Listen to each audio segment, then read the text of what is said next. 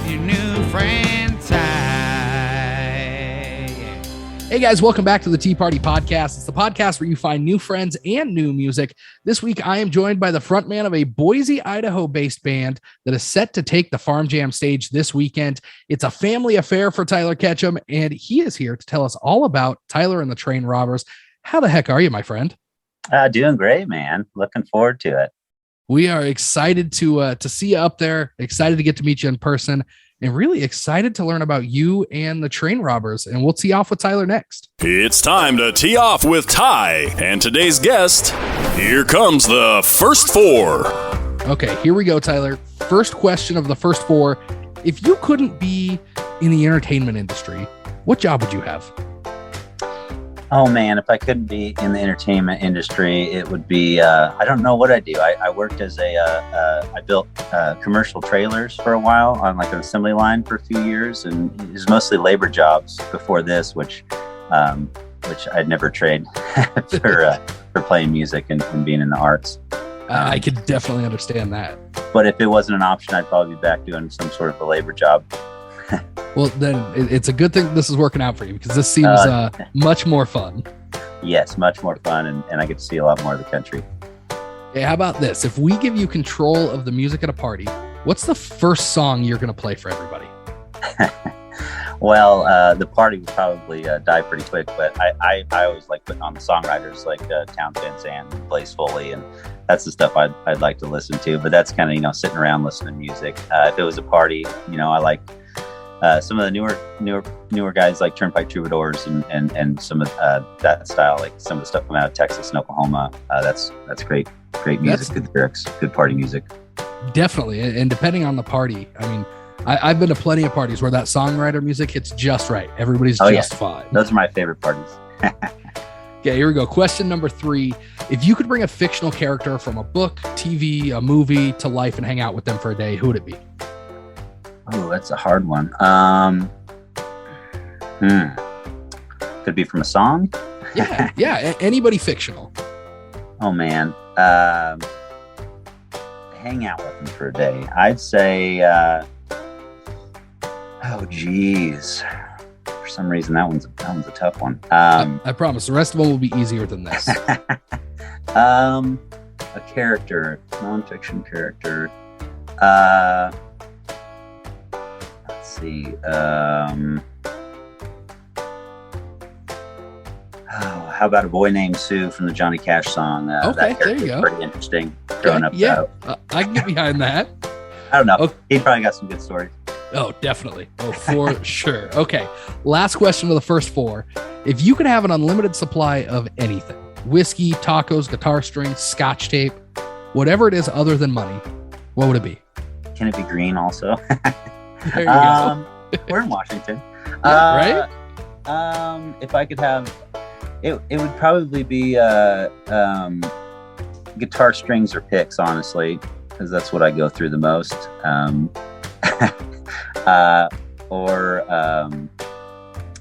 Or a nice pack of joints when I come through Washington.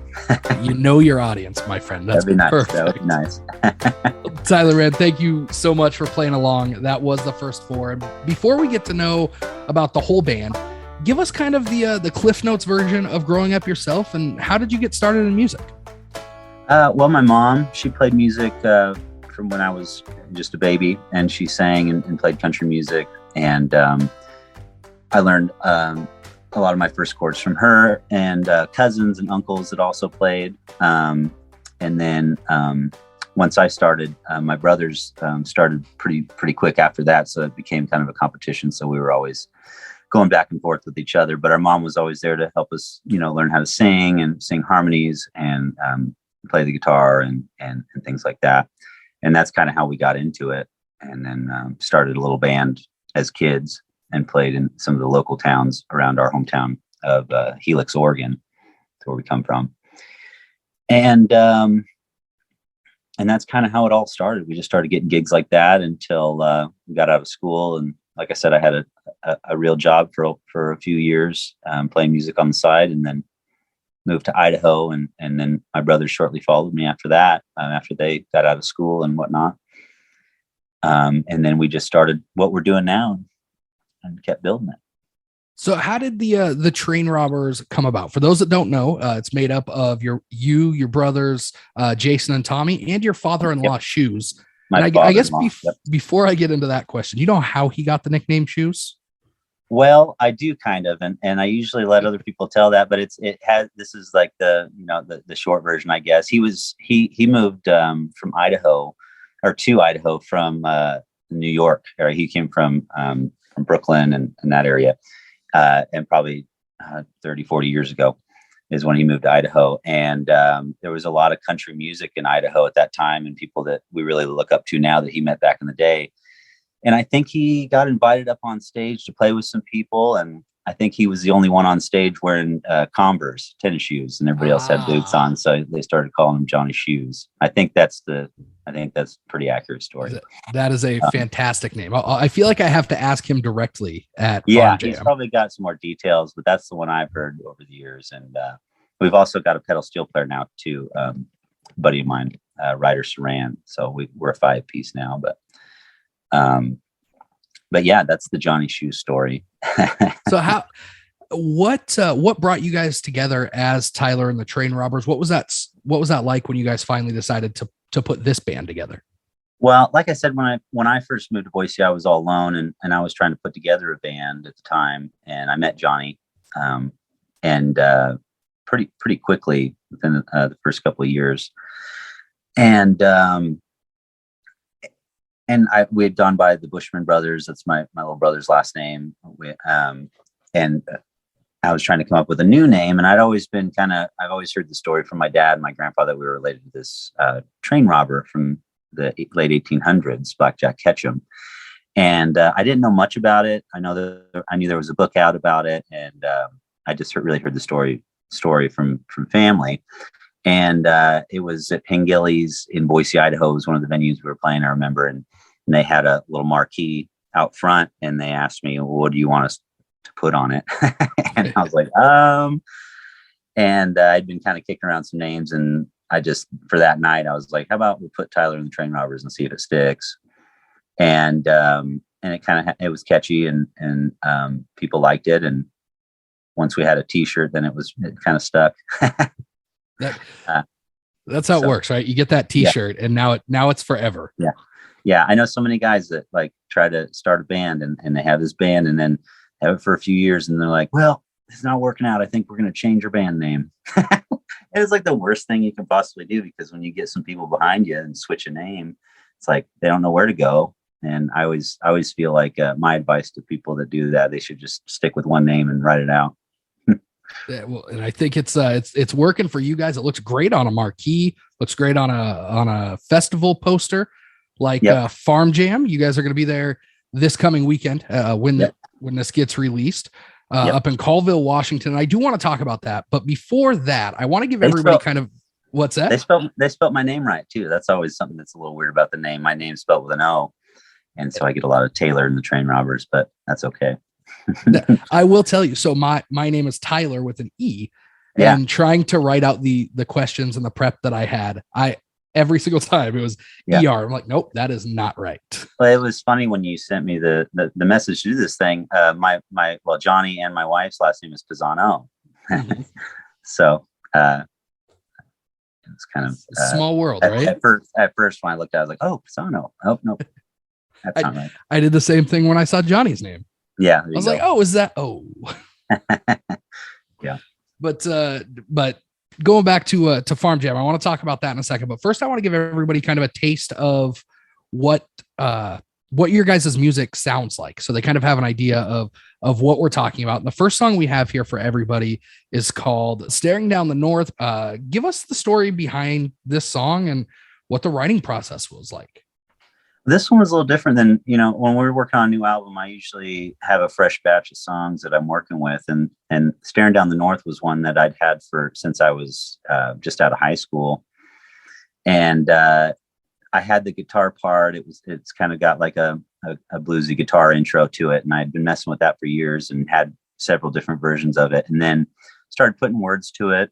And a lot of the words that are in it were the original words, but I kind of messed around with rearranging and I did put some new lyrics in it when I was writing for the new album, our newest album, which it's on. And so that one was with me for a good 10 plus years before I got it finished up. It was always kind of one that I'd play solo, and then I needed some work. And so that one just kind of over the years, and I was, a song short for the album, and I was like, well, maybe I'll look at some older stuff.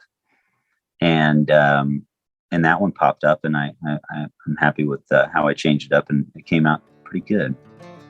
Well, here, let's give everybody a chance to take a listen to this one. It's called Staring Down the North by today's guest, Tylor and the Train Robbers.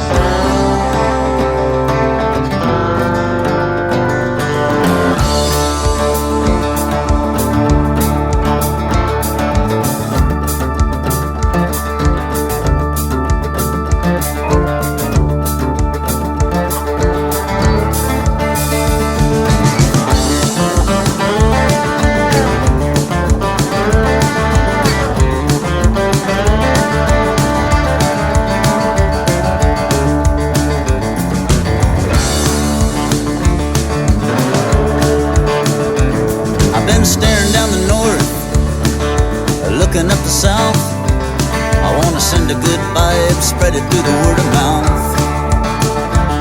I've seen the least of the east, I'd like to see the rest of the west. If adrift, it's best staying true to what's pounding in your chest. No, you can't have yourself a positive life if you got yourself a negative mind. You'll be stuck with no charge moving wires around. And you can find all your troubles on the internet. I guess what you search for is what you get. Press reset, disconnect, and go find your ground. I don't know what I'm talking about, but I'll keep on singing, maybe figure it out. Some of what I say just may be true, but I don't know. I believe I'll leave it up to you. Staying out of the rain while you wrap your brain. You rub it in too soon, you know it's liable to stain. That's when you'll lose all control of the tide. But if you spray it on heavy and you let it sit, things will come out fine with a comfortable fit. Reaping all reward, what a wave to ride. But I don't know what I'm talking about, so I'll keep on singing, maybe figure it out. Some of what I say just may be true, but hell, I don't know. I believe I'll leave it up to you.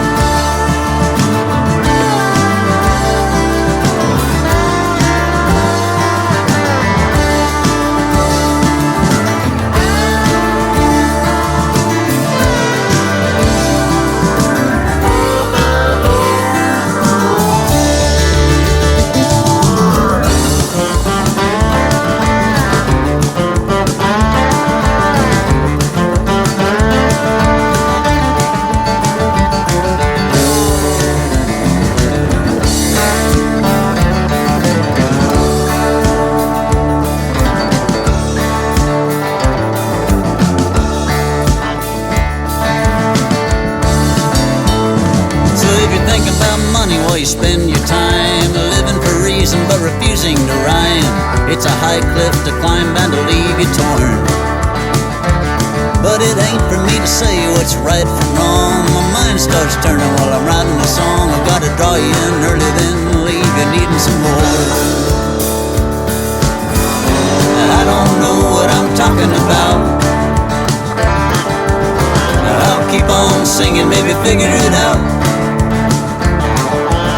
Some of what I say just may be true, but I don't know. I believe I'll leave it up to you.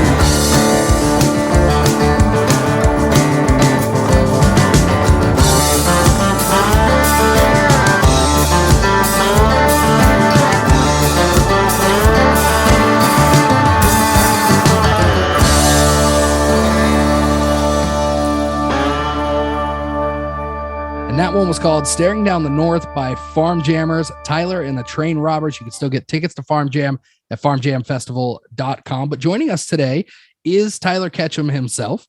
And Tylor, that song has almost 500,000 streams on Spotify alone, and you held on to it for so long. How, I guess, justifying was that for you to put it out in basically a year, have that many streams on it? Yeah, it felt real good because, some of my older stuff, sometimes I don't feel like it's up to par. And it really was a lesson to, kind of bring that stuff back and work on it again and see if it might have new light. You shed new light on it with more experiences that you've had. And obviously I had more lyrics, more experiences and more knowledge on what I wanted to say in that song than I did when I first started it. But the streaming has been great on that song in particular. It got added onto some Spotify lists and we learned a lot in that process as well. It was our single for the album. And so when you put out singles, you can get them, upload them onto the Spotify and get them added onto lists. And so that's the one that got picked up and it's been doing really great. And it's our highest streamed song from all of our albums, actually. So pull back the curtain just a little bit. What is that process like for an artist to get your song on those lists? Is it something where you upload it to Spotify and the curated lists find you, or do you have to submit it to them, or is it a little bit of both? See, that was kind of the learning process. We did submit that one, and we only put out one single. And I believe the process was you could only add, a single at a time. And, it does, they do choose it or pick it up or whatever the algorithm is. But for the next one, we learned we should put out more singles and try to get more of those songs put on this list because it is a big part of getting streams when you're trying to get people to find you, it's been that song's been a big one. But yeah, that's part of the process we learned is like submitting them to be looked at for lists and stuff like that. And we haven't had any, we're on a lot of different lists, but an actual Spotify made list, that's a first for us. And we learned that we have to do that. So we'll definitely do more of that on the next album. It's all kind of a learning process from every little part of writing to getting the stuff out to people. Well, are you the one that writes most of the lyrics and songs? Yeah, the lyrical and the music behind, the chord structures and stuff like that. I usually bring a full song to the band before we start working on it together. There's other stuff. I've worked with Johnny on some co-writing here and there, and he taught me a lot early on with our first album. We went through those songs a bunch before we went into the recording studio. He kind of taught me to really look at each song and make sure that it's what you want to say before it's down forever, and just make sure that they're clean songs and there's no bull crap in there that's shadowing what you want people to get out of it. And so I did some writing with Johnny, and we have a co-write on our second album together. Pave Your Way is the song. But I don't do a lot of co-writing. It's mostly just me. It's kind of my process. It's the thing that I bring to the table. The boys are great musicians, great backup singers, and great singers. Great, I think they could write too. They just haven't gotten into it as much as I always kind of just take that part of it and bring the songs to the table, which has worked, so far. But maybe eventually we'll get together a little more on the writing process. I just saw that Beatles documentary that came out recently, and that really stirred up some ideas for us. Well, I bet. I can imagine. Yeah, so walk us through what your typical songwriting process looks like, if there is kind of a quote unquote typical. I know that's kind of hard. It's usually pretty similar. Some come a little differently than others, but my process is usually, out on the road, somebody will say something to me, or I'll say something and realize it kind of, it's a good lyric, and I'll put it in my phone. And then, and I'm usually always working on a bunch of different guitar parts or cool chord progressions. And when I get home, I usually do most of my writing at home when I'm really sitting down with a pad. And I go through those notes that I have from the road, and I'll find little lines. And maybe I always like to start a song with a clever line just to hook everybody right away. and I'll just go through those notes and kind of write some stuff down. And usually those notes are the beginning of the song, and then that'll take me into whatever comes out. But that's kind of how they start. And then I work on them a lot. I write on a lot of different kinds of paper. I like to do that. Guy Clark was big on the graph paper. And so everything was lined out perfectly. You could look at the song and see what lines are longer and shorter and ask yourself why. And it just like, it opens up a whole nother, other, way of writing when you write on line paper, no lines, graph paper. I do a lot of thrifting when we're on the road. Me and my wife do a vintage Western clothing thing that we do. And so I'll always find there's always old paper and stuff, different kinds of paper. So for 50 cents. And so I'll buy that and try to write a song on, and I'll rewrite a song that I already have looking like it's finished, and I'll write it on a new piece of paper and look at it that way. And so I just like to see it in different lights. I think that is a fantastic way to go about it. Just as a creative person myself, sometimes looking at something just through a different medium, changes it. Yeah. I just bought a typewriter today. I found a cool typewriter. So actually it was given to me, and I was like, oh, wow, I'll play around with this. So I want to start doing the typewriter, and I type my lyrics on the computer as well. It's just nice to look at it a lot of different ways. And sometimes you'll just stumble onto a word that doesn't need to be there, or a word that can be changed for an inside rhyme, or just a lot of, you got to really, the editing process is my favorite part. Once you get a song pretty much done, I like going back through it and cutting stuff that doesn't need to be in there out. So I need a huge favor from you. The first time that you release a song that you write on the typewriter, you have to let me know which song that is. Okay, man, I'll try. I'm so bad at spelling and everything that I think it's going to be really frustrating for me, but I wanted to try it. And I know, like Bob Dylan, all the great writers, wrote on typewriters. And so give it a whirl. There's something about that mechanical keyboard and the click clack as you're actually writing a song that I feel like is going to add something different. It has to. I hope so, man. I'm excited. And we talked about it a little bit. I'm excited to see you at Farm Jam, get to meet you in person. But for those of us that haven't seen Tylor and the Train Robbers on stage before, what can we expect from your guys' show? Well, it's, all the songs are based around it all serves the song, the lyrics, and the harmonies. And then, but we have kind of a rock and roll vibe too. When people ask what kind of music, it's hard for me to answer. Our goal is to be, a little bit of everything that we like. We like such a wide variety of music that there's a lot of things to pull from. But I'd say we're you can't really put a name on it, but Americana is what people call it, but it's high energy storytelling, and brother harmonies, and like I said, we have a new pedal steel player. He plays pedal steel and the lap steel, and then Johnny's got a great clean Telecaster tone. But then we rock it out here and there too. So that's kind of the vibe, and we try to keep it high energy. And but also when we do break it down, it's important to listen, because that's when those spots are that connect the storytelling and whatnot. But I guess that's what we go for. Well, I'm excited to see you guys. You take the stage on Sunday afternoon at 2:00, first band of the day, which is, there's always such a great crowd at Farm Jam for that first band. And if you haven't gotten your tickets yet, like I said, they're still available at farmjamfestival.com. But Tylor, you guys put out a new album last year. You've referenced it already. It was produced by a name I think a lot of people in the Northwest are pretty familiar with, especially up in these parts. How did you get hooked up with Cody Braun from Reckless Kelly? Well, I've been a big fan of those guys since I was a kid. That was one of the CDs I had in my truck was Reckless Kelly, Bulletproof and their other ones. And also a fan of their brothers, Mickey and the Motor Cars, which is another Idaho based.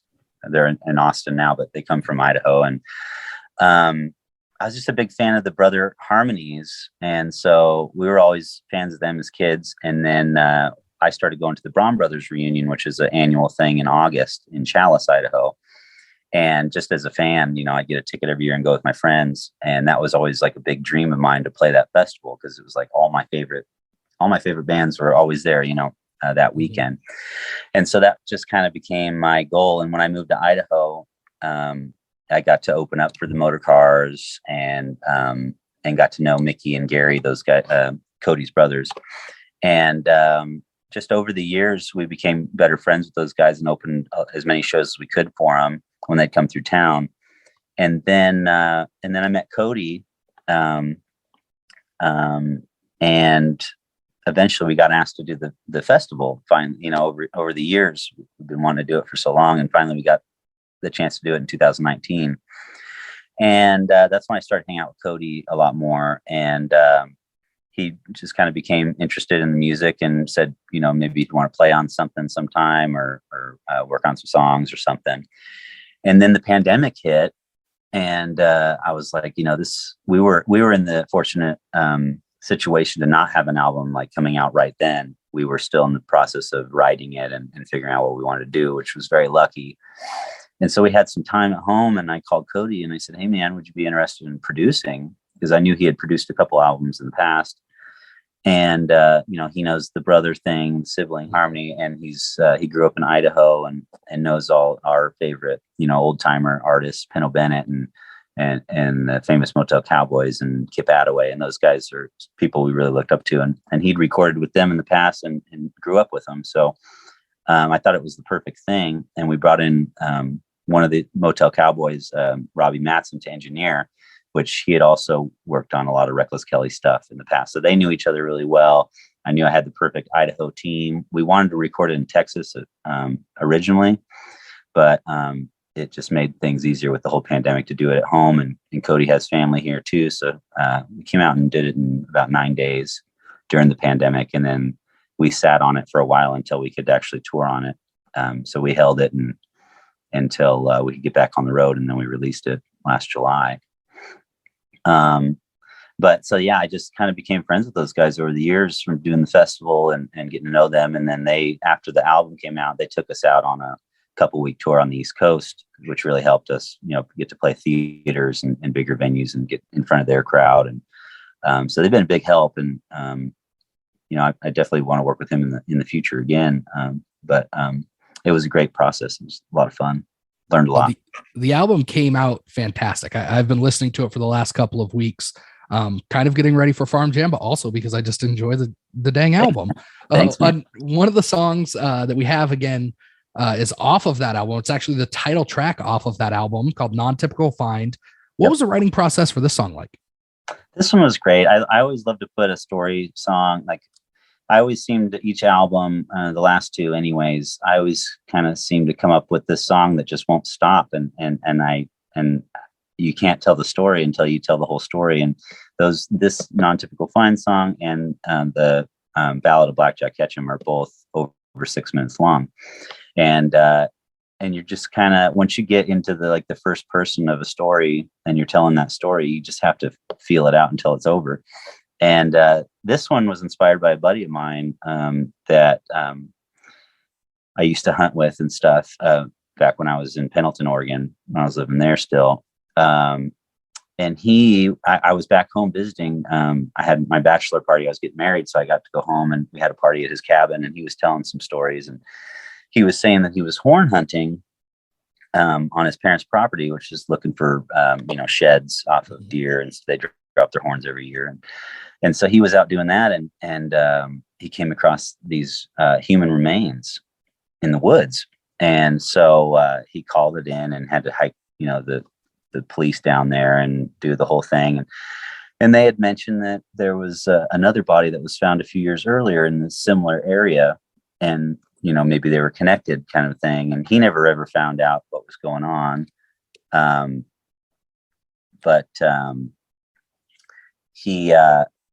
We kind of got to talking around the campfire about, who was this other body that he had found. It was a female body. And, we got to thinking, well, maybe she was hitchhiking or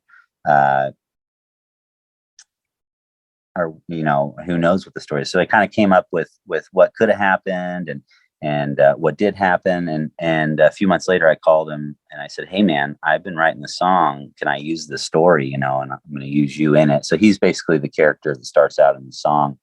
and then I tell the story of the deceased people and what happened to them, and it's kind of comes around full circle at the end. And it was just one of those songwriter songs that just couldn't stop until the story was over. And I actually sent that song to Cody, and I think it had like 13 verses, and he said, "Can you write a couple more?" All right, I'll give the characters a little more detail. And so I added a few, and which I was happy about. I thought it was too long, and it ended up being one of my favorite tracks on the album, and we ended up naming the album after it. And that's kind of how that one came about.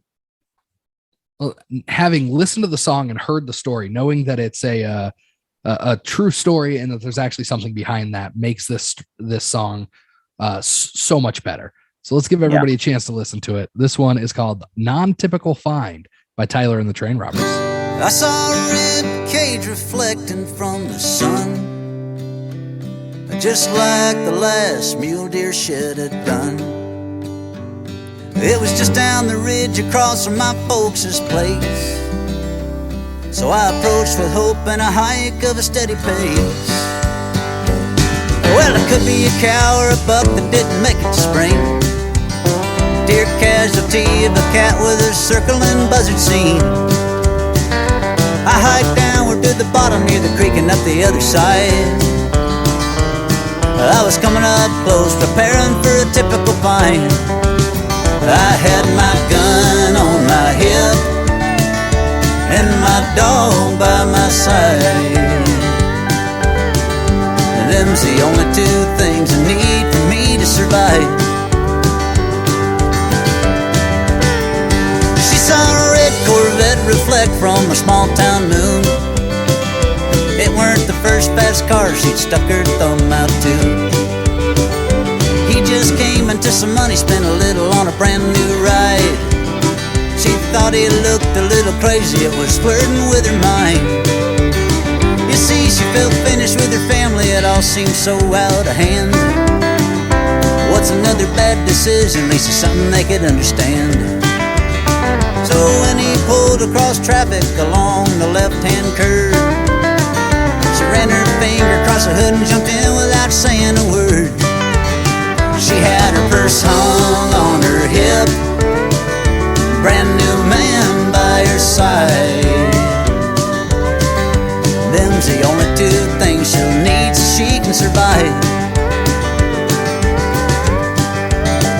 Well, she finally found her way out, kinda like her sister did. A little brother wouldn't mind still being just a little kid. Then there was her parents that never got good at showing true emotion. She was a grown-up now and found a time to take a notion. And the headlights reflected right off of highway signs took them toward a mountain pass full of ponderosa pines. She was feeling pretty free without a tether in her thread. He was running from something he should have took and head on instead. On the gas he laid up the grade, breaking in the gears, using all three lanes and paying no attention to the mirrors. That's when she started getting nervous and then her heart sank. Went through the guardrail and rolled down a gravel bank. He had a bad cut on his lip and a brand new totaled ride. They were both shook and looking lucky to be alive.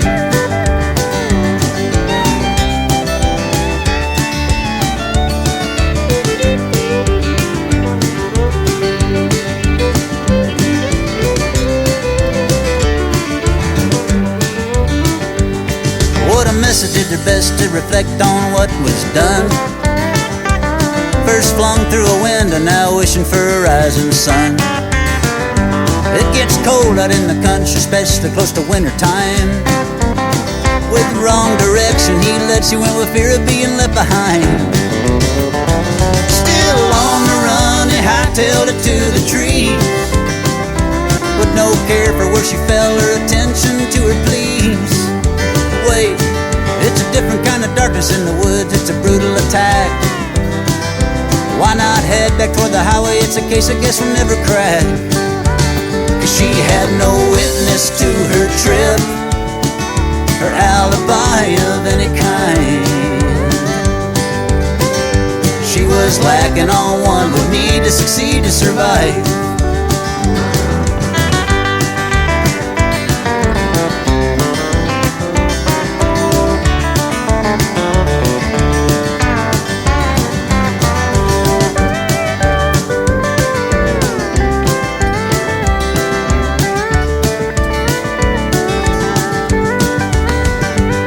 Well, some cowboys came across him while running cattle in the spring. They found him face down naked, he was floating in a shallow stream. The feds tied it to the mystery crash from the previous fall. Case closed with no knowledge or clue to look into it all. About 3 years later, I'm sitting out on this ridge, hearing traffic in the distance, hitting that highway bridge. Horn hunting's been a hobby, I could sell them off by the pound. Keep the ones I like and haul the rest down into town. Well, I saw a rib cage reflecting from the sun, just like the last mule deer shed had done. I hiked downward to the bottom near the creek and up the other side. I was coming up close, preparing for a typical find, but with no headstone to read rib, the sight threw chills down my spine. It was just a person, a pile of bones on the mountainside. Just a person, a pile of bones on the mountainside. That one based on a true story. It's called Non-Typical Find by Tylor and the Train Robbers. And Tylor, where can people follow you on social media? What are your handles? Where can they keep up to date with what you got going on? Well, we got Instagram, Facebook. We're on YouTube. We've got all the streaming services that I know of. We're on, and basically social media. We keep all our stuff. We've got a website as well, TylorandTheTrainRobbers.com. That's got all our dates and things like that. Where we're going to be, what we're going to be doing, what's going on. Social media, all the social media for the most part. Perfect. Tylor, man, it has been an absolute blast. I can't wait to meet you in person at Farmjam, and we're definitely going to do this again in the future. But we end every podcast the same way, similar to how we started it. It's 4 questions that can make you think a little bit. These ones I think might be a little bit easier for you. All right, you up for it? I'm up for it, man. It's time for the Final 4. Okay, first question. I feel like this one can either be super easy or super hard. What's your favorite song to play live? My favorite song to play live. Well, I love playing the Non-Typical Find, which we just kind of touched on, but mainly because it's such a kind of a gruesome and not so happy story, but it's upbeat and people don't know what's going on. So if they don't know the band, there'll be all these girls out there dancing to this upbeat song when it's about, finding human remains and dead body. So I always kind of get a kick out of that. And it's just it's a fun one to play. There's a lot of cool music parts that are specifically that go to the words and kind of paint the words in a different color with the music, which I love doing that. I always like playing the new songs. We play the old songs so much. I love them all, but we've been putting some new songs that are going to be on the next album in our set here and there and see how they go. And I always like playing new songs. And seeing where they go and how they feel and how they change over time. So, right. You mentioned a new album. Is that something that you guys are actively working on, or it's just kind of coming together as it comes together? It's in the writing. I'm about done with the writing and a lot of the music and trying to figure out who we're going to work with and where we're going to do it. That's kind of where we're at right now in the making of. So what I'm hearing is everybody needs to go follow you guys on social media, follow your website so that they know when it's going to come out. Go click that follow button on Spotify or Apple. That's right. We'll keep you posted. There you go. Okay. This one is tough for some people. Who are the 3 most recently played artists for you? Could be Apple, Spotify, vinyl, and you can cheat if you need to. Who are my favorite? Or who are your 3 most recent? The 3 most recent people that you've listened to. Oh, I'm sure it's probably American Aquarium. Love those guys. BJ Barnum, he's a great writer, great band. Mike and the Moon Pies, been jamming their stuff a lot lately. And Brandy Carlisle, I love her stuff. She's amazing. Those are such good picks. Now, I haven't listened to American Aquarium in a minute, so I need to go add that so that I can listen to that later. Yeah, their last 2 albums, I mean, all their albums are great, but the last 2 are outstanding. He's put out a new one. So, okay, question number 3 of the final 4. When you're out on the road, what's the one place that you have to stop every time you see it? Restaurant, gas station, store? Oh man, the same one every time. Oh boy. Or like a certain style. Some people stop at thrift stores or when we hit new places, it's usually diners in the morning before we head out if we have time, or thrift shops. Like I said, we like finding our Western vintage clothes for the stage and friends and whatnot. So it's always the vintage store, and then of course the gas station, and any kind of tourist thing that has to do with music. We always try to hit up if there's like a music museum in town or something, if we have time to kill. Every once in a while we'll catch a movie, but that's kind of what we do when we have time. Sounds like a good time to me. Okay, here we go. Last question for you, Tylor. If you could pick one thing for people to take away from your appearance on this podcast or your music in general, what would it be? Just the songs. I really want to get the songs out there and tell those stories to as many people as we can. And it's always great to hear how people take the songs and what they, how, the picture that they had painted in their mind. Cause a lot of the times it's completely different. And so, I like getting the songs out to people so I can hear the feedback on what it did for them or how it helped or didn't help, whatever. That is a fantastic message to end on. Tylor, thank you again. I'm excited to see you at Farm Jam, watch you guys perform, hang out. Maybe I'll even bring a little Washington goodie bag. That's perfect. Green. Thanks, Ty. Yeah, you'd be my best friend. Awesome, guys. That was another episode of the Tea Party Podcast, the country music podcast where you find new friends and new music like Tylor and the Train Robbers and their newest album, Non-Typical Find. Go tee off on the like button at facebook.com/Tea Party Podcast. This has been a Tea Party Communications production. Theme music created by Jesse Quandt. Announcer voiceovers by Jay Gwinn. And as always, hosted by Ty Pisani.